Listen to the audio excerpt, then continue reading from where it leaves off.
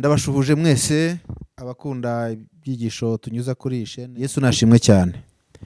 Turagira ngo tubahe ikaze mu kanya keza ko gusangira ijambo ry'Imana. Uyu munsi turi buganire ku ijambo ry'Imana riboneka muri Danieli igice cyaho cya 12. Turasoma duhereye ku murongo waho wa mbere, hanyuma turaza kongera dusome muri Matayo, hanyuma tuganire ijambo ry'Imana. Haranditswe ngo, maze icyo gihe Mikayire wa mutware ukomeye ujya uhagarikira abantu bawe azahaguruka. Hazaba ari igihe cy'umubabaro utigeze kubaho uhereye igihe amahanga yabereyeho ukageza icyo gihe. Nuko icyo gihe abantu bawe bazaba banditswe mu gitabo bazarokorwa. Kandi benshi bo muri bo bazaba barasinziriye mu gitaka bazakanguka, bamwe bazakangukira ubugingo buhoraho, abandi bazakangukira gukorwa n'isoni no gusuzugurwa iteka ryose. Ndagira ngo twongere dusome muri Matayo nk'uko nari maze kubivuga. Matayo igice cyaho cya 24, umurongo waho wa 21. Matayo 24, 21 hari amagambo avuga ngo, nuko muri iyo minsi, kuko muri iyo minsi hazabaho umubabaro mwinshi utigeze kubaho uhereye ku kuremwa kw'isi ukageza none, kandi ntuzongera kubaho. Iyo minsi yaba itagabanijweho ntihajyaga kuzarokoka n'umwe, ariko kubw'intore iyo minsi izagabanywaho. Mu minsi ishize twaganiriye ku kaga gakomeye kazagwira isi, akaga gateye ubwoba. Twabonye uburyo Yesu yabivuze igihe abigishwa be bari barimo bamubaza iby'iminsi ya nyuma, iminsi y'imperuka, ababwira ibimenyetso byerekana kuza kwe. Yababwiye ibimenyetso byinshi cyane. Yababwiye intambara, ko hazabaho intambara. Ibimenyetso byerekana kuza kwa Yesu, kimwe mu byerekana kuza kwe harimo intambara. Intambara zabayeho kera, ariko uko tugenda twinjira mu bihe bya nyuma, mu minsi yo kurangira kw'isi, ni intambara ziriho zirarenze, ziri ku rwego ruteye ubwoba rukomeye. Iki rero ni ikimenyetso Yesu yabwiye abigishwa be, arababwira ngo hazabaho intambara n'impuha z'intambara. Nagira ngo mbabwire ko iki kimenyetso ni ikimenyetso kiri kuri iyi si. Intambara zirahari, ibihugu bifitanye ibibazo birarwana,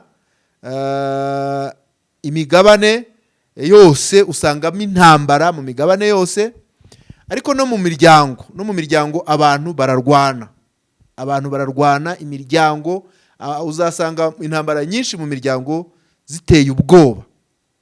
Noneho rero hari no mu amadini intambara zo zirakaze, biteye ubwoba. Ni ibimenyetso rero byo kuza k'umwana w'Imana. Yavuze ko hazaduka abahanuzi benshi b'ibinyoma. Ni amadini y'ibinyoma, ni za teolojiya nyinshi z'ibinyoma, abahanuzi b'ibinyoma, abantu bavuga ko bigisha ijambo ry'Imana, bavugira Imana, ariko bakayobya benshi. Hazaza ndetse n'abantu bahanura b'abahanuzi b'ibinyoma bazaza. Yesu yaravuze ngo tuzabirinde muri Matayo igice cya 7. Aravuga ngo bazaza aho turi bameze nk'intama, ariko imbere ari amasega aryana. Mu minsi y'imperuka rero ibimenyetso byerekana kuza k'umwana w'intama cyangwa se kurangira kw'isi, harimo no kwaduka kw'amadini, amadini y'ibinyoma ariko afite ishusho yo kwera.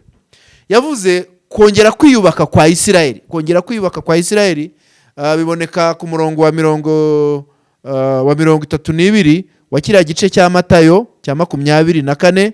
Reka yenda mpasome, n'ubushize nabaye nkaho mpavugaho gatoya, ariko ndagira ngo nanone nongere mpasome.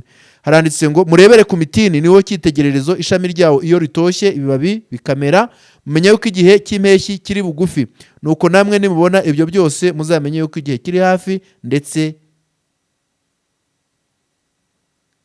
gasubiremo ku murongo 33. Nuko namwe nimubona ibyo byose muzamenye yuko ari hafi, ndetse ageze ku rugi. Murebere ku mutini, niko yavuze. Umutini, iyo usomye ijambo ry'Imana, uyu mutini uvugwa ni Isirayeli. Isirayeli ubuhanuzi bw'abahanuzi bo mu isezerano rya kera bari barahanuye babona Isirayeli izatemwa, izakokorwa. Iyo usomye hano mu buhanuzi bw'uwitwa Yoweri igice cyaho cya mbere umurongo wa 7, Yoweri yaravuze ngo bwononye uruzabibu rwanjye n'umutini wanjye bwarawushishuye, burawukokora rwose, burawutema, amashami yawo ahinduka umweru. Hano urabona ko Isirayeli bayihanuriye ko bazayikokora. Ubuhanuzi bwa Yesu muri kiriya gice cya 24 yaravuze ngo urusengero ruzasenywa. Uze kubisoma aravuga ati ntimureba imyubakire y'uru rusengero nta buye rizasigara ku rindi, rizasenyuka. Byarabaye rero mu generali witwa Titusi mu mwaka wa 70 Yesu amaze kujya mu ijuru, bararusenya rwose, Abisirayeli baratatana. Kuva muri icyo gihe muri 70 mu mwaka wa 70 nyuma ya Yesu, Abisirayeli baratatanye ariko bongera kwiyubaka mu 1948. Twarabaye nkaho tubivuga, uretse ko umuntu yanabivuga inshuro nyinshi kuko ni kimwe mu bimenyetso byerekana kongera kurangira kw'isi. Kwiyubaka kwa Isirayeli ni ikimenyetso cy'uko isi irimo igira gute irangira. Noneho wakwibaza ngo uyu munsi cyangwa se kano kaga kazaza gashaka bande, kazaza kagamije iki? Aka kaga iyo dusomye uko umuhanuzi yahanuye, uze gusoma muri Ezekiel ibice 7, Ezekiel yavuze kano kaga, ariko na Yeremiya ibice 37 yavuze ko ari akaga ka Yakobo.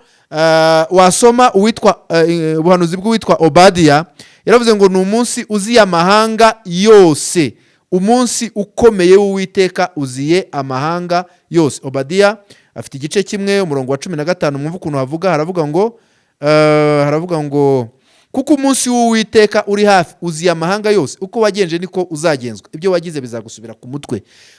Uyu munsi uzazira amahanga yose. Ariko reka mbabwire abantu uzababaza, nubwo uzabaza abantu benshi, ariko reka mbabwire abantu bakeya bazahura n'uyu munsi. Abambere ni abantu batumvise, ni abantu impanda ya Yesu yaje igasanga batari maso. Ni abantu bavuga ko bazi Imana ariko bakabihakanisha imirimo yabo. Abo rero impanda nivuga ntabwo bazajya ku bicu, ntabwo bazasanganira umwami, ariko bazasigara bicuza, barira, baboroga, bavuga bati icyaduha andi mahirwe.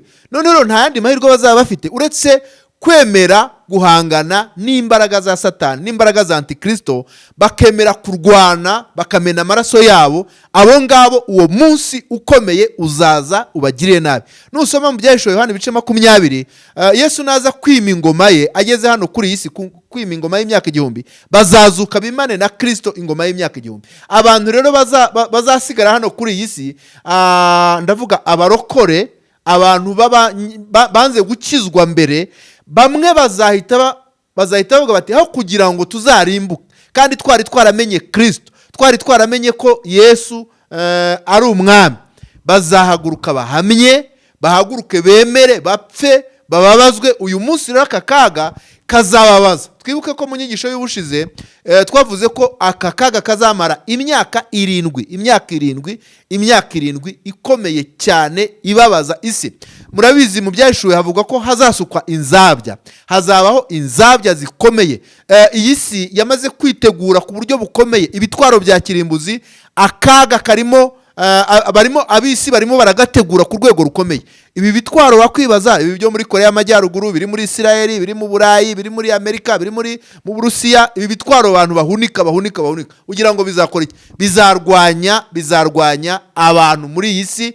Hazabaho intambara zikomeye ziteye ndetse ubwoba. Abanze rero kwizera Kristo by'ukuri ngo bagendere muri we, bakaba akazuyazi, impanda izabasiga, ariko barwane no kugira ngo barebe ko bazarokora ubugingo bwabo. Aba kabiri ni Abisirayeli.